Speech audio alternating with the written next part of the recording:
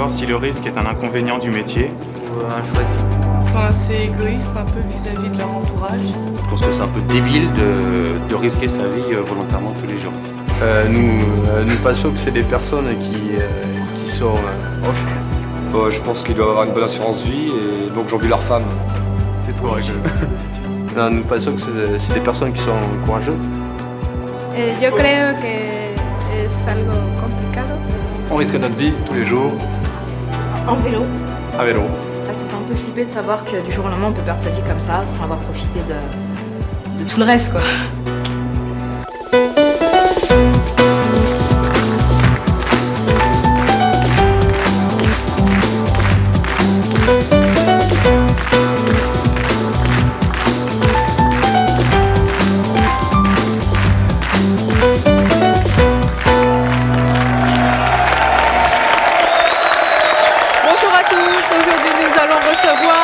Christine et Evelyne Leclerc, nos deux invités tremblent pour des hommes qui risquent leur vie par passion. Christine tremble pour son mari qui est cascadeur et Evelyne Leclerc, elle, ne vit plus lorsque son meilleur ami Vincent Perrault s'élance sur la piste en dragster à 400 km/h.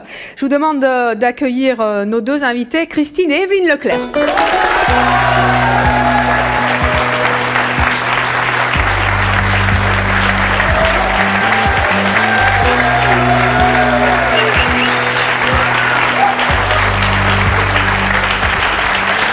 Evelyne, Christine, bonjour.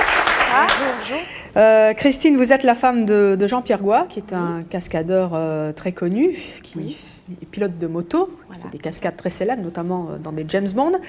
Evelyne, vous êtes la meilleure amie donc, de Vincent Perrault. Oui, on ne vit pas encore ensemble, mais je suis effectivement sa meilleure amie et très fière de l'être d'ailleurs. Donc lui, depuis quelques années, il a une passion qui est très très dangereuse. Il tente de battre des records de vitesse en dragster et il réussit d'ailleurs. En quoi ça consiste, en quelques mots, ces performances? Il détient le record du monde qu'il remet quasiment chaque année en jeu d'accélération en dragster. C'est-à-dire que le dragster est un véhicule, enfin le sien en particulier, Satanic Machine, est un véhicule très particulier. On peut assimiler ça à un réacteur qui serait muni de 4 roues. À l'avant du réacteur se pose le conducteur, s'installe le conducteur, autrement dit Vincent, au volant, et il est à l'arrêt. Et en 2 secondes et demie, il atteint la vitesse record de 403 km/h, qui est le record du monde actuel. Donc 2 secondes et demie, c'est très court.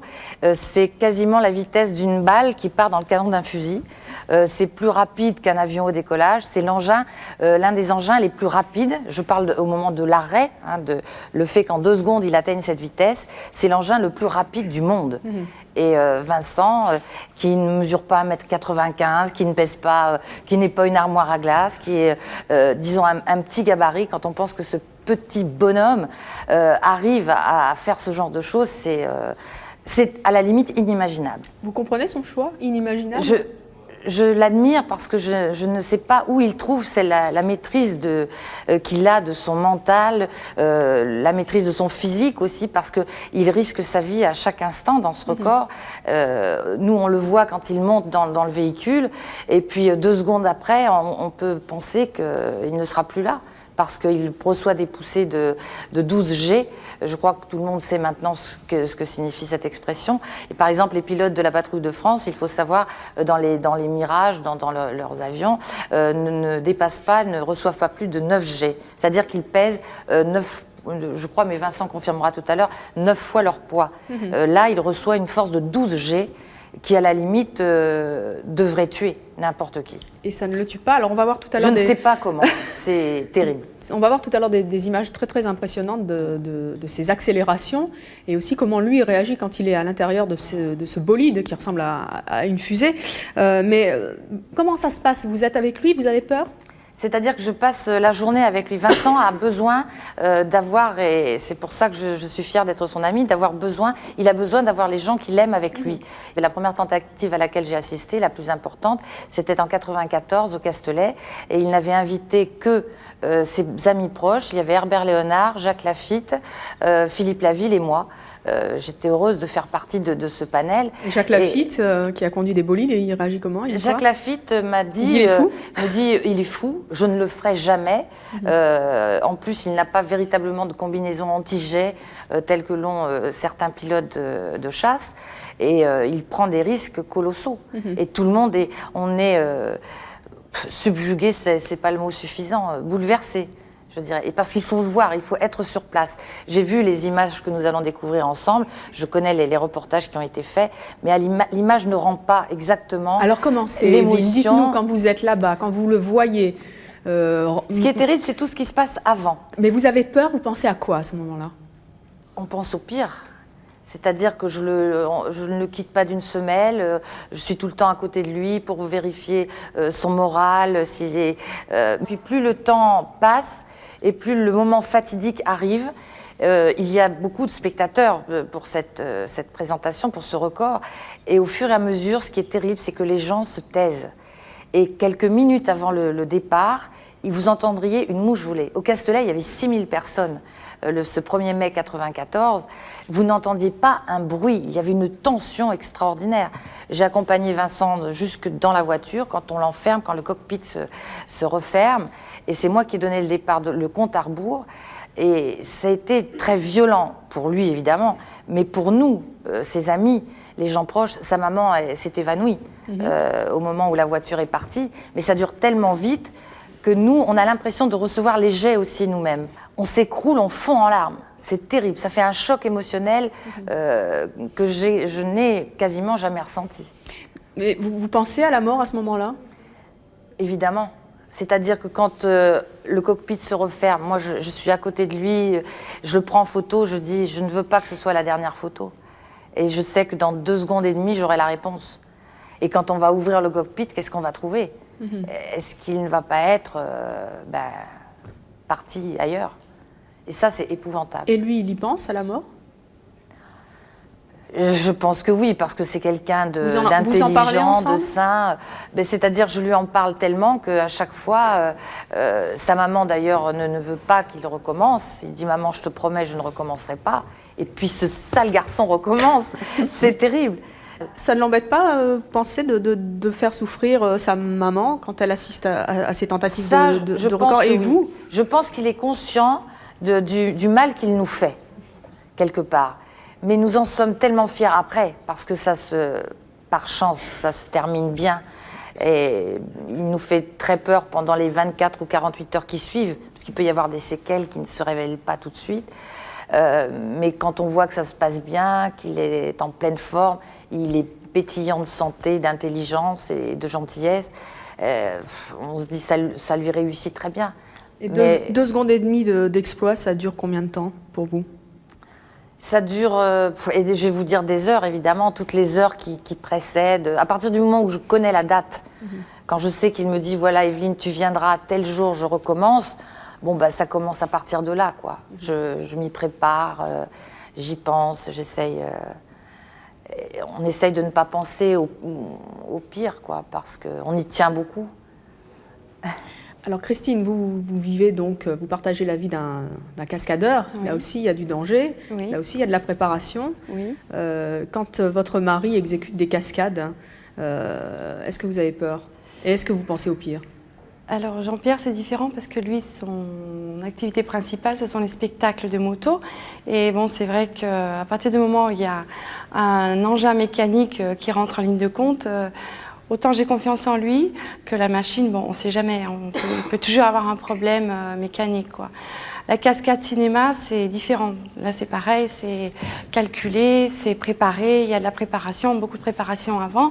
Entre autres, dans l'avant-dernier James Bond, le saut par-dessus l'hélicoptère. Demain ne meurt jamais. Voilà, c'est ça. Demain il a exécuté une cascade dans ce film. Voilà, il est passé par-dessus un hélicoptère. Donc, c'est toute une poursuite moto. Et pour le saut, il n'a pas voulu que je sois présente.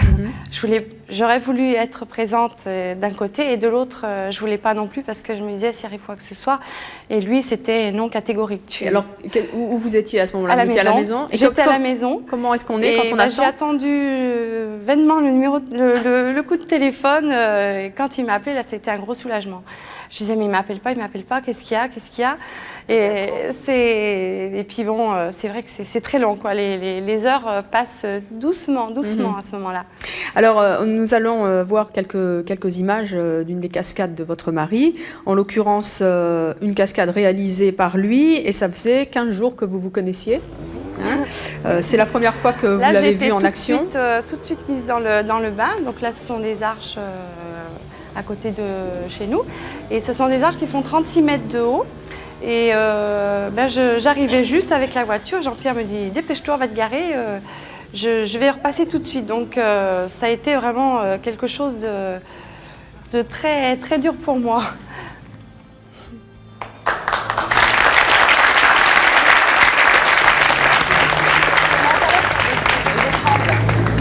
Je tremble toute. T'as eu peur? Ouais, j'ai eu très peur. C'est la première fois que tu vois faire un gros truc comme ça? Ouais. C'est impressionnant, hein? Ouais.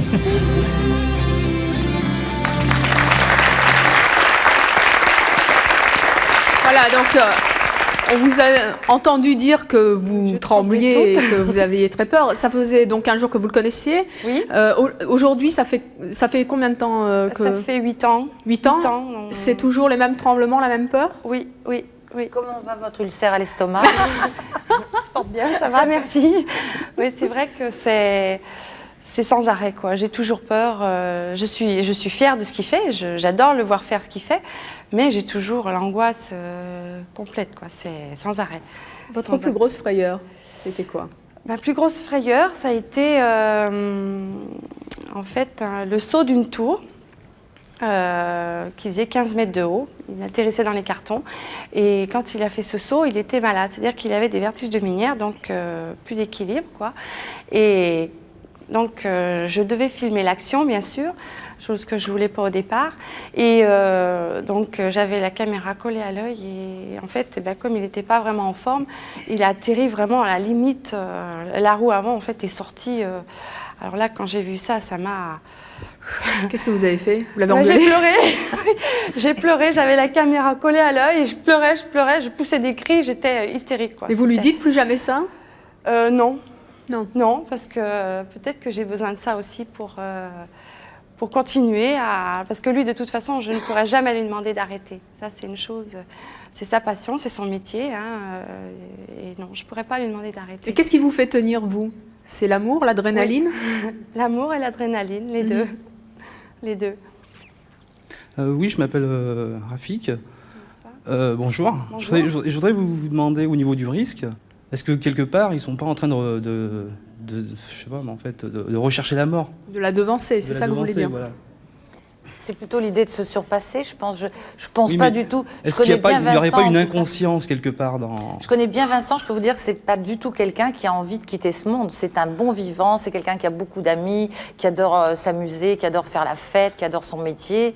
Il adore sa famille aussi.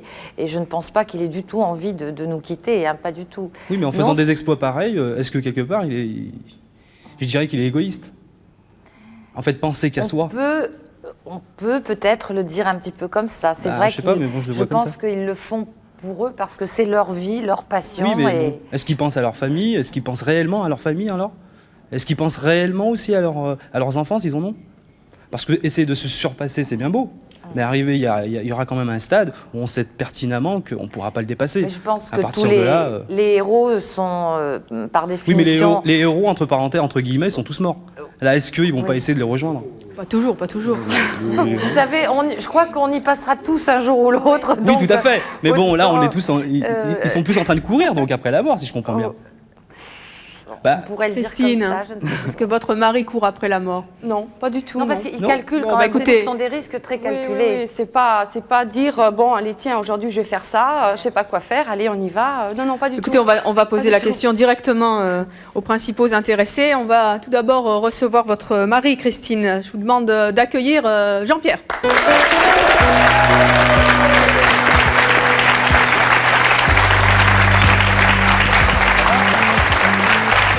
Jean-Pierre, bonjour. Bonjour. Vous avez 38 ans, vous êtes donc cascadeur. Voilà. Ce jeune homme vous l'a demandé, est-ce que vous courez après la mort? Ah non, non, non, pas du tout. Bien au contraire, je suis pas. J'ai peur quand je réalise une cascade, je me fais pas peur, c'est complètement différent. Mais votre femme a peur? Oui, vous bien avez sûr, des enfants? Une petite fille, oui. Une petite fille. Et malgré le danger que vous courez et les risques que vous mesurez, vous continuez. Oui, bien sûr. Mais déjà, c'est notre métier, on travaille ensemble. C'est vrai que ça fait un petit peu réfléchir par rapport et à ma femme et à ma fille.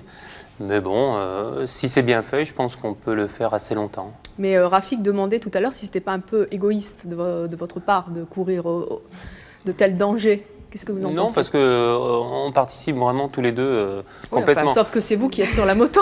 Oui, mais je ne fais pas, disons, mes coups de cascade ou de record dans un coin sans rien lui dire. Elle est autant au courant que moi sur la vitesse que je vais prendre, la distance d'élan, surtout. Et là, j'entendais tout à l'heure sur le James Bond, je n'avais pas du tout envie qu'elle soit là le jour du saut. C'est vrai que c'était une journée, entre autres, fabuleuse. Il y en a eu beaucoup sur ce tournage, mais c'était vraiment super. Mais je pensais que c'était quand même assez risqué et je ne voulais pas qu'elle voie des choses un petit peu difficiles à voir. Et c'était mieux comme ça. C'est mieux quand elle n'est pas là ou vous pensez que c'est pas un petit peu plus dur quand elle est à la maison? J'aime bien quand elle est là. Je sais qu'elle n'en perd pas une miette d'abord, que ça soit dangereux ou pas, hein, parce que je ne prends pas que des risques. C'est pas plus dur quand même pour elle de ne pas être là? Ah oui, je pense, oui. Ouais. Effectivement. Ouais. Et malgré ça, vous lui dites reste à la maison? Oui, ce jour-là, mais c'est rare. Hein, c'est une des seules fois où. Mais là, c'était vraiment chaud quand même. C'est un peu l'impossible que vous lui demandez là. Alors, il fallait s'occuper de Mélanie.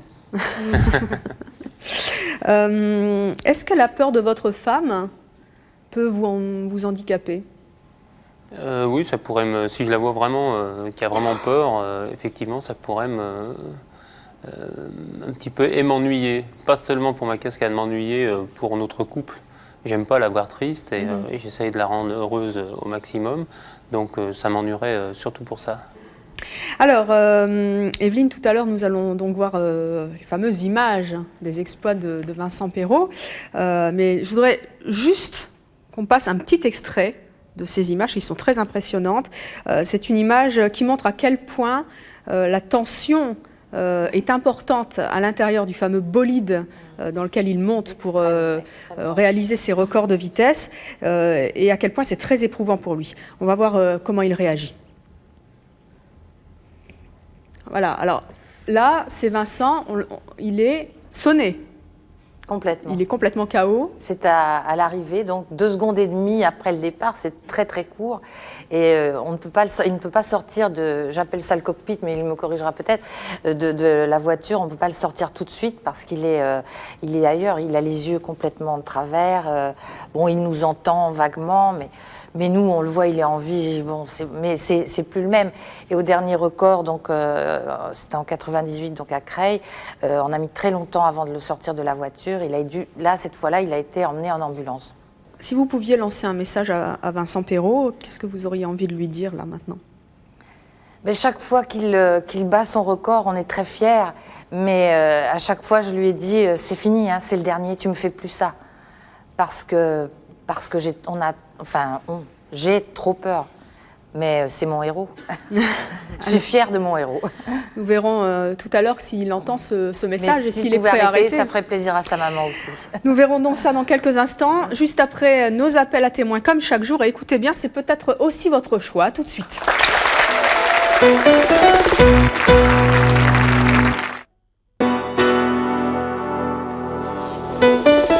Je vous attends sur le plateau de C'est mon choix. Si vous êtes célibataire parce que vous pensez qu'un homme et une femme ne peuvent pas vivre en couple ou si au contraire vous ne pourriez pas vivre sans un homme ou une femme, si vous ne voulez pas révéler votre homosexualité à vos parents mais que vous souhaitez nous expliquer ce choix de manière anonyme, enfin si vous êtes un homme très efféminé ou une femme très masculine ou si on a du mal à dire quand on vous voit si vous êtes un homme ou une femme, contactez-nous au 01 53 84 31 11 si ce sont vos choix, que vous les assumiez ou que vous les regrettiez.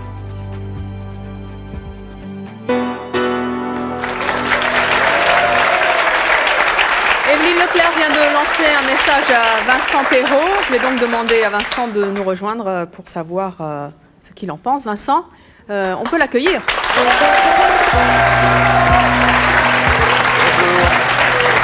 Bonjour Vincent. étiez en coulisses. J'ai tout entendu. Et alors? Tu es fâché? Et non, je ne suis pas fâché, mais je crois que j'ai même appris des choses, parce que c'est vrai que autant je suis très loquace et j'adore parler de ma passion et de ce sport un peu extrême, autant on aborde là évidemment la chose la plus épidermique, la chose la plus difficile, la plus compliquée. Quand on doit en parler, moi, je préfère parler technique ou choses comme ça. Là, on parle d'un truc qui me touche totalement et qui me met très à fleur de peau, c'est certain. Alors, elle vous a lancé un message, vous l'avez entendu? Qu'est-ce que vous lui répondez? Oui, mais je connais suffisamment Evelyne pour savoir qu'elle ne pouvait pas me lancer un autre message que celui-ci, mais que elle ne peut pas non plus, c'est vrai pour ma mère, comme pour Evelyne, comme pour mes vrais amis, on ne peut pas nous demander d'arrêter ça. Même si moi ce n'est pas mon métier, même si c'est une passion, on peut nous demander tout, d'être prudent, de faire attention, de ne pas recommencer trop souvent, d'éviter plein de choses, mais pas d'arrêter ça. On ne peut pas arrêter ça. Mais ça, c'est quoi? Ça, c'est l'excitation suprême. C'est vrai que c'est une... Alors, on ne recherche pas la mort, je vais reprendre à cette question. Je ne sais pas où était le jeune homme qui essayait... Oh, je vais vous le retrouver, de vous inquiétez titiller pas. un petit peu tout à l'heure. Mais il y avait des choses très intéressantes dans ce qu'il disait, surtout sur la partie très égoïste de la chose. C'est vrai qu'il y a du vrai dans ce que vous dites. Mais après quoi est-ce qu'on court? Je crois qu'on court après des choses qui sont tellement à la limite du bout de l'extrême. C'est une véritable chance de vivre ce genre de choses. Les sensations sont trop fortes pour pouvoir, une fois qu'on les connaît, s'en passer. C'est un peu le problème. Oui, tout à fait. En fait, c'est un défi que vous vous donnez perpétuellement, en fait, à chaque expérience. À chaque en fait. run, à chaque oui, course, et puis voilà, à chaque chaque course, tentative, vous vous défiez vous-même. Oui. Mais bon, quelque part, c'est un défi aussi qui court aussi à un danger suprême aussi. C'est vrai que c'est une excitation suprême, mais c'est aussi un danger. Plus vous essayez d'améliorer vos performances, et plus vous vous rapprochez quand même quelque part à la mort. Et puis en fait, c'est comme si, entre guillemets ou entre parenthèses, oui, mais en fait c'est ça. Est-ce que c'est une inconscience? Est-ce que c'est une conscience ou une inconscience? C'est là la problématique. Écoutez, je ne crois pas que le problème se situe exactement en termes de conscience ou d'inconscience, parce que quand on fait ce genre de choses, que ce soit les plus grands cascadeurs ou les pilotes de F1 ou les gens qui font de l'avion ou nous, je crois qu'on sait très précisément ce qu'on fait. Le vrai problème, la vraie question à se poser, c'est effectivement pourquoi on le fait, dans quelles conditions est-ce qui nous amène à ça. Mais on est très conscient de tout. Et si vous me dites, est-ce que de temps en temps vous pensez à la mort, bien évidemment que le problème est dans un coin de notre tête, même s'il est évident qu'il ne faut pas y penser au moment où on le fait. On sait très bien que c'est dangereux, mais je peux vous dire, les yeux dans les yeux, que je me sens beaucoup plus en sécurité à 400, où j'ai roulé à même beaucoup plus que ça, à plus de 400 km/h dans ce genre d'engin, que dans une voiture sur l'autoroute du Soleil en plein mois de juillet. Vous n'avez jamais peur? Pas du tout. Contrairement à Jean-Pierre qui lui a peur. Enfin, chaque cas est personnel, mais vous ne pouvez pas vous asseoir dans une voiture, enfin, une voiture, si. Il y a 4 roues et un volant, donc c'est une voiture. Une voiture propulsée par un moteur de 30 000 chevaux. Alors on va voir les images, puisque vous êtes là. Capable d'atteindre 600 à l'heure en 3 secondes 5. Si vous avez une once de peur ou d'appréhension, c'est impossible. Vous ne pouvez pas. C'est fichu. Alors Vincent, voilà les images. Commentez-les-nous. C'est ça votre bolide, hein, c'est voilà un dragster. Voiture, oui, c'est une voiture fusée, donc je vous ai dit, qui est propulsée par le moteur du module lunaire de la fusée Apollo, qui donc développe 30 000 chevaux en une demi-seconde. Donc c'est effectivement très technique, ce sont une voiture qu'on a construite avec Bob Filler, mon associé, que vous avez vu là avec les techniques de la NASA, etc. Donc on fait ça dans des conditions, vous voyez, de sécurité extrême. On a vu la présence de l'armée, le SAMU, mes propres médecins dans le domaine cardiovasculaire, etc. Là, il y a des gants pour éviter des jets de carburant, parce que c'est un acide, c'est une espèce de TNT liquide qui peut être extrêmement brûlant. Une fois qu'on est enfermé, on est vraiment seul avec une machine à gérer. C'est un peu un homme et une bête fauve qu'il va falloir domestiquer pendant quelques secondes. Et quand ça part, effectivement, ça part très fort, ça part très vite. Et là, vous êtes à 400 km/h ? En 2 secondes et demie. C'est-à-dire qu'au moment du passage, quand vous voyez la fumée qui s'arrête, on est déjà à 400 km/h. Ouais. À quoi vous pensez quand vous êtes propulsé comme ça, comme dans une fusée ? La chose à laquelle on pense en priorité, c'est d'abord... En 2 secondes et demie. Ah oui, on arrive à penser, parce que curieusement, plus vous allez vite, plus la notion de temps est démultipliée, et plus on a le temps de penser. Moi, j'arrive parfois, je vous assure, à voir sur une piste plus étroite comme le Castellet par exemple, des détails d'une personne en passant à 400 à l'heure devant dans la foule, un véritable détail auquel je ne ferais jamais attention si je marchais tranquillement devant. La couleur du chemisier d'Evelyne qui se dit, en mais général, elle il va est derrière sortir. moi. Elle est derrière moi. Mais c'est vrai que la chose à laquelle on pense, c'est d'abord à aller très droit. Bonjour, je m'appelle Fabrice. Voilà, excusez-moi, je vais vous interrompre. Je vais m'adresser plutôt à Jean-Pierre là. En tant que donc cascadeur, quelque part, ça vous crispe pas. Donc vous prenez tous les risques et ça vous crispe pas. Vous n'êtes pas, comment dirais-je, vous n'êtes pas le héros. Vous n'êtes pas Pierce Brosnan, c'est ça? Je suis le héros de Christine et ça me suffit, c'est bien. Hein?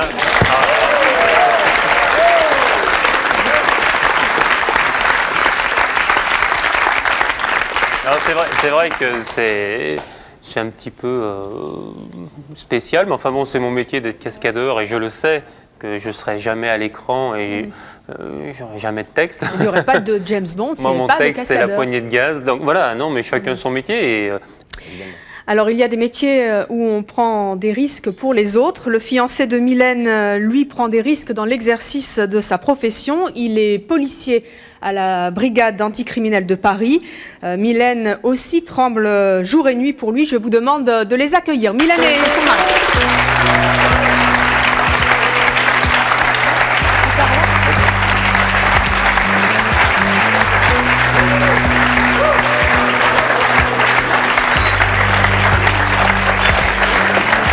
Bonjour, vous avez 27 ans, vous êtes aide-soignante, Stéphane 28, et donc vous êtes policier à la brigade anticriminelle, la BAC de Paris. Voilà. Mylène, vous vous êtes reconnue dans le discours d'Evelyne et de Christine? Pas tout à fait, parce que je ne vis pas la même situation qu'eux, parce qu'ils ont peur à un moment précis. Ils se préparent à l'avance, ils savent qu'ils vont le voir risquer sa vie, tandis que Stéphane, il part le matin, il peut arriver n'importe quoi. Pour se faire poignarder, un coup de boule, prendre un coup de couteau, n'importe quoi. Donc l'angoisse, elle est tout le temps permanente. Mais j'ai aussi peur, mais c'est tout le temps, tout le temps. Vous avez des angoisses le jour, la nuit? C'est plutôt la nuit, parce qu'il rentre à des heures tardives, parfois il a des horaires qui changent. Et le soir, quand il rentre vers minuit, 1h, je l'attends toujours, parce que le métro est habité parfois par des gens pas très peu fréquentables. Dans le métro? Tout à fait, oui. Comment vous vous êtes rencontrés? Dans le métro. À quelle occasion? Très fréquentable.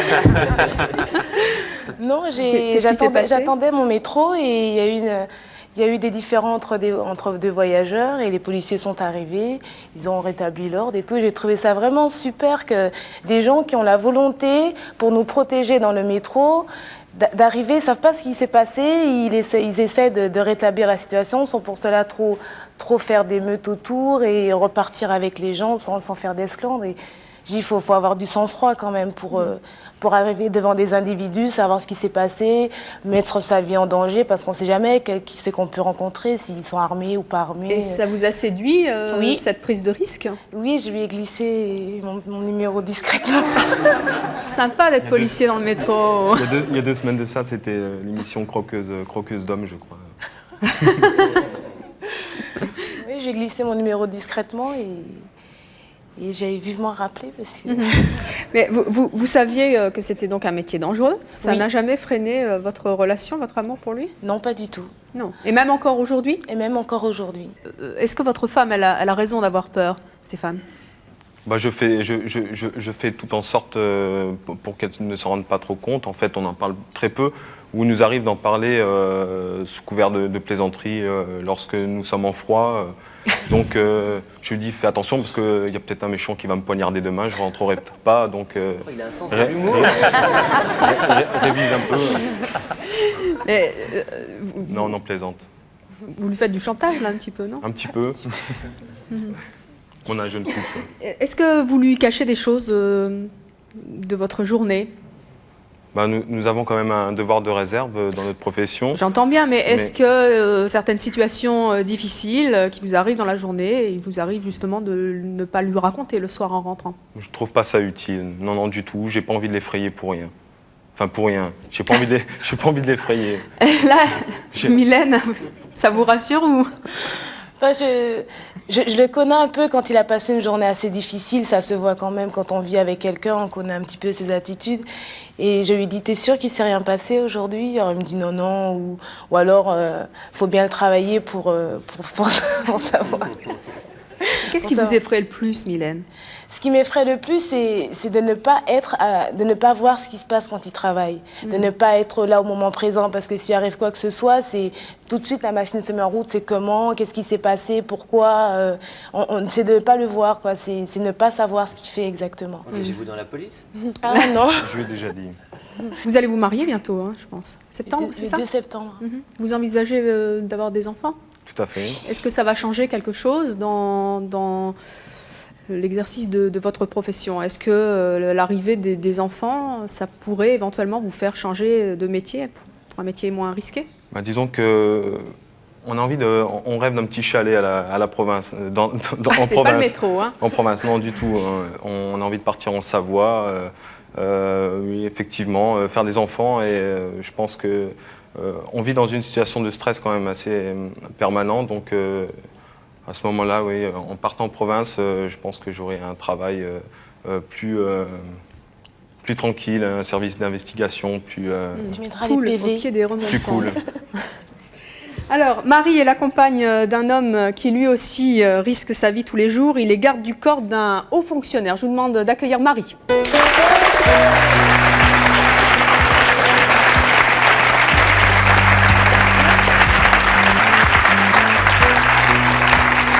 Marie, bonjour. Bonjour. Quels sont les risques que court votre mari? En fait, il est en protection rapprochée sur des hauts fonctionnaires. Donc, ça veut dire quoi? Ça veut dire qu'il part souvent en déplacement. Il est garde du corps? Garde du corps. Et il s'occupe principalement de personnalités. Et donc, le risque, véritablement, c'est quand il part en déplacement dans des endroits où il est plus ou moins attendu, on n'est pas complètement rassuré sur la situation. Alors, votre mari est garde du corps de personnes qui sont extrêmement menacées. On ne peut naturellement pas sur ce plateau citer ni l'endroit, ni bien sûr la fonction. À quel moment avez-vous le plus peur pour lui? Surtout, je dirais, les moments où il part en déplacement. C'est-à-dire que le moment où il me dit « bon, je vais partir demain à tel endroit », à ce moment-là, on se dit « bon, d'accord, tu pars, il n'y a pas de problème, ça va, c'est difficile ». La nuit précédant le départ est loin d'être évidente, et c'est surtout le moment où je me retrouve toute seule à la maison. C'est-à-dire que là, on est toute seule, on attend des nouvelles, on se dit, il va m'appeler, il n'y a pas de problème, il m'appellera. Quand il appelle, c'est un soulagement, mais alors le soir, en s'endormant, c'est une horreur. C'est une horreur. À quoi vous pensez?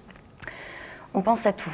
On pense au pire, on se dit, est-ce qu'il va être tranquille? Est-ce qu'il ne va pas y avoir... Je pense qu'on a tendance à être un peu paranoïaque. On va envisager le pire, on va se dire, pourvu qu'il n'y ait pas de bombe dans l'hôtel, pourvu qu'il n'y ait pas de soucis comme ça, en fait, principalement. Et vous lui en parlez? Non. Pourquoi? Parce que je pense que, quelque part, il serait peut-être un... Je pense que ma crainte, en fait, lui poserait problème à lui, et peut-être que cette peur lui ferait perdre un peu la réalité de la situation. Donc, à travers ma peur à moi, je ne veux pas que lui s'inquiète et qu'il soit moins performant au niveau de son travail. Ça fait longtemps que vous êtes ensemble? Ça fait plus de 2 ans. Qu'est-ce qui vous donne la force de rester avec lui malgré cette peur? L'amour, parce que c'est vrai qu'au moment où je l'ai rencontré, il n'était pas dans ce service-là. Il était dans la police, mais pas dans ce service-là. Et après, quand on s'est installés ensemble, il m'a dit, tu sais, il y a quelque temps, j'ai fait une démarche pour accéder à ce poste-là. Donc à ce moment-là, on se retrouve un petit peu face à une situation. Et puis bon, c'est un choix qu'il a eu. Et vous, qu'est-ce que vous lui avez dit? Si c'est le métier qui lui plaît, on ne peut pas aller contre ça. On passe plus de 8 heures par jour à son travail.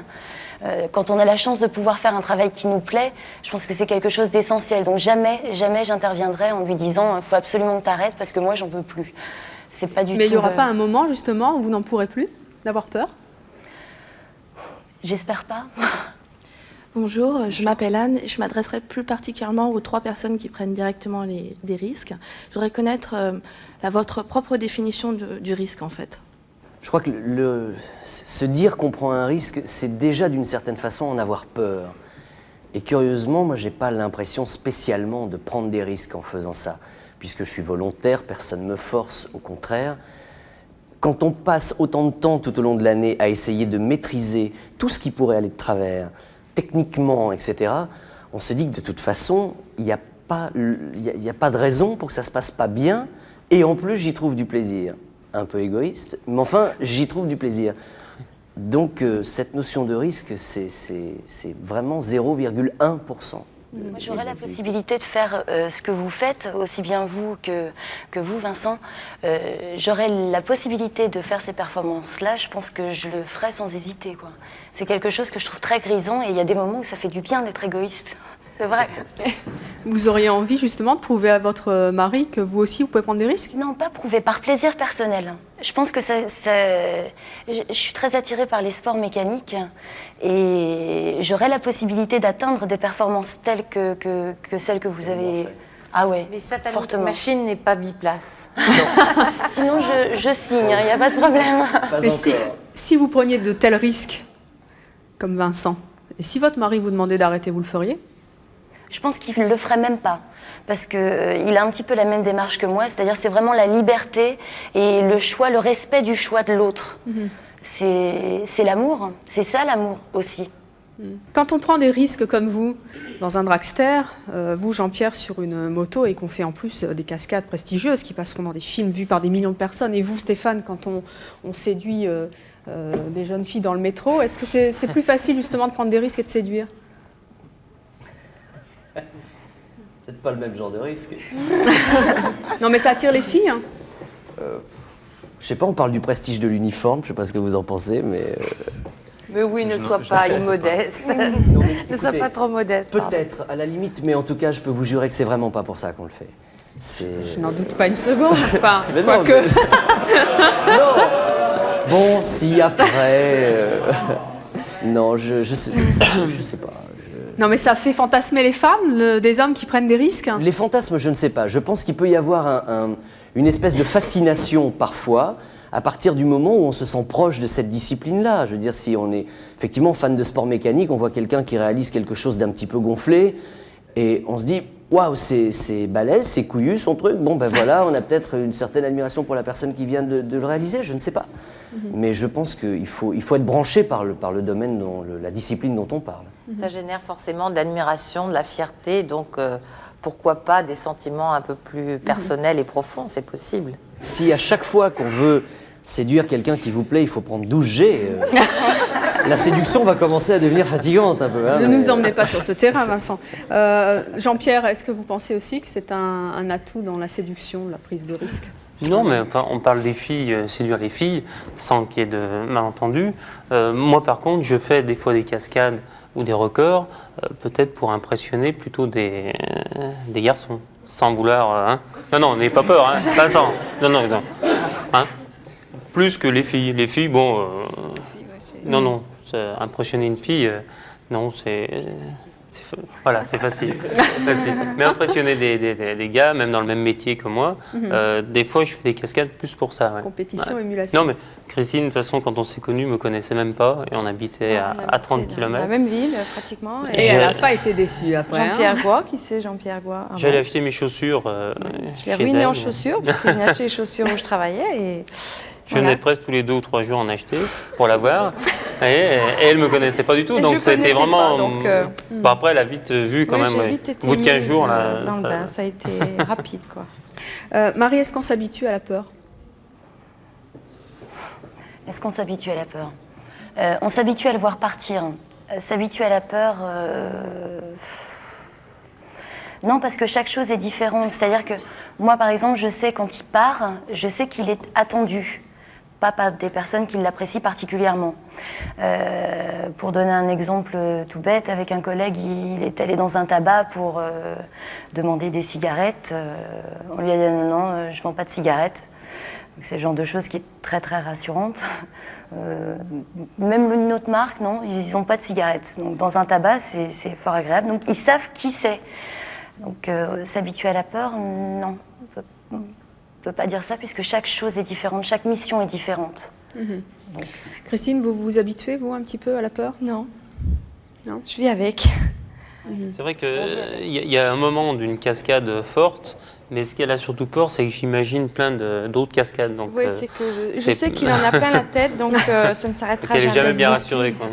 Je suis sûr d'une certaine façon, Christine aime Jean-Pierre aussi parce qu'il est voilà, Jean-Pierre cascadeur, voilà. et parce que ça fait partie aussi de la panoplie de tout ce qu'elle aime et de tout ce qu'elle apprécie chez Jean-Pierre. Je ne suis pas sûre que marchand de journaux, elle serait aussi fascinée par l'homme de sa vie. Des prises de risque chez certains marchands de journaux. La preuve. Le journal de façon comme les cigarettes,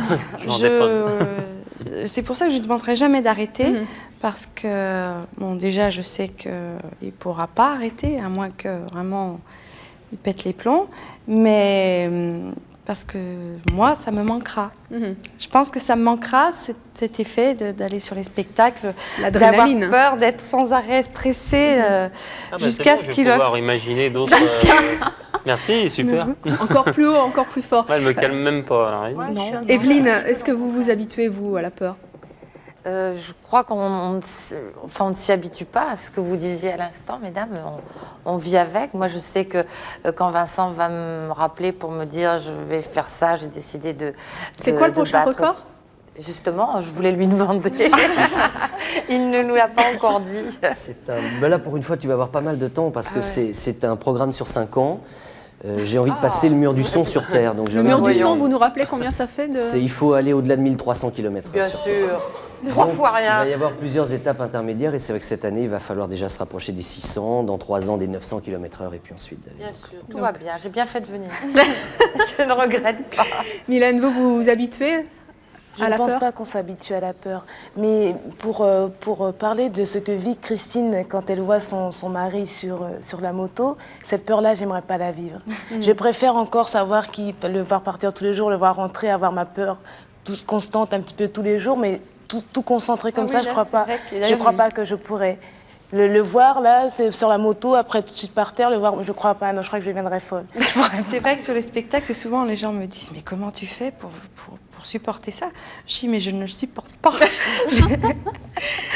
Alors messieurs, qu'est-ce que vous auriez envie de dire à vos femmes et à votre ami, vous Vincent, pour qu'elles aient un petit peu moins peur? Jean-Pierre. Là, il faut que j'arrête, il faut que je fasse autre chose à ce moment-là. Il faut complètement changer les données, quoi. Vous n'avez aucun argument pour qu'elle ait moins peur? Maintenant, ça fait pratiquement 10 ans qu'on est ensemble et si elle n'a pas confiance en moi... Mais elle a peur encore. Ouais, mais bon, elle en a besoin, vous voyez. Donc c'est de votre faute. Même notre fille, c'est une fervente admiratrice de son papa. Elle adore... Et vous, Stéphane, est-ce que vous auriez envie de dire quelque chose à Mylène pour qu'elle ait un petit peu moins peur? Non, simplement merci. Merci quand je rentre le soir, elle m'apaise et elle sait très bien que j'ai besoin de faire un travail qui me coupe de la routine, toujours en effervescence, toujours prêt à affronter le danger. C'est comme ça.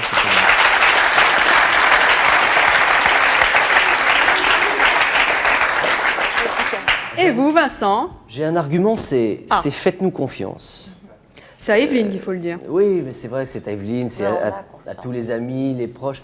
Et je crois que je commence à avoir des résultats avec ma mère, parce qu'il y a quelques années, au début, elle réfutait totalement cette idée, elle refusait même d'en parler, etc. Bon. Maintenant, elle commence de temps en temps à prendre conscience qu'on n'est pas des rigolos, que j'aime passionnément la vie et que je suis bon vivant et que je suis plutôt en pleine santé et que j'ai envie que ça dure. Et que si on fait ça, c'est vraiment parce qu'on sait ce qu'on fait. Donc faites-nous confiance. Je dis nous, c'est Bob, mon team manager, mon associé, tous les techniciens. Et finalement, ils disent, après tout, plutôt que de refuser la chose, essayons de comprendre ce qu'ils y trouvent et pourquoi. Et quand on commence à arriver à ça, c'est vraiment la plus belle marque de confiance qu'une mère puisse faire à son fils et des amis vis-à-vis de moi, c'est certain. Rassurée, Evelyne? C'est très important. Evelyne, je rappelle aux téléspectateurs et aux spectateurs de France que vous êtes en tournée actuellement pour une pièce de théâtre qui s'intitule Acapulco Madame. Acapulco Madame. Et toute l'émission a été consacrée à la peur, justement. Et je peux vous dire qu'avant d'entrer en scène, bon, je joue au théâtre depuis 10 ans, c'est ma 5e pièce. Je suis morte de peur, c'est l'horreur totale. Mais à la fin, c'est tellement bon et j'éprouve un bonheur tellement immense quand les gens saluent et d'avoir rendu les gens heureux que je comprends parfaitement nos héros d'aujourd'hui. Vous ne croyez pas que de faire de la télé, c'est risqué aussi parfois? Aussi, mais le stress, c'est un bon moteur. Et j'en sais quelque chose, Vincent. Vincent, vous aussi, vous devez stresser. On vous retrouve tous les week-ends sur RTL. Oui, sur RTL, et voilà. puis à la télévision aussi. Et puis, enfin voilà, de toute façon, dès qu'il y a des sensations à prendre quelque part, en général, je suis assez preneur. Ouais. Et on vous donne rendez-vous pour le prochain record, pour le mur du son. On vous dit, vous savez? Et on ne répond rien, je crois. Voilà. D'accord. Merci à tous. Merci d'avoir répondu aux questions du public et merci à vous de nous avoir suivis. À très très bientôt.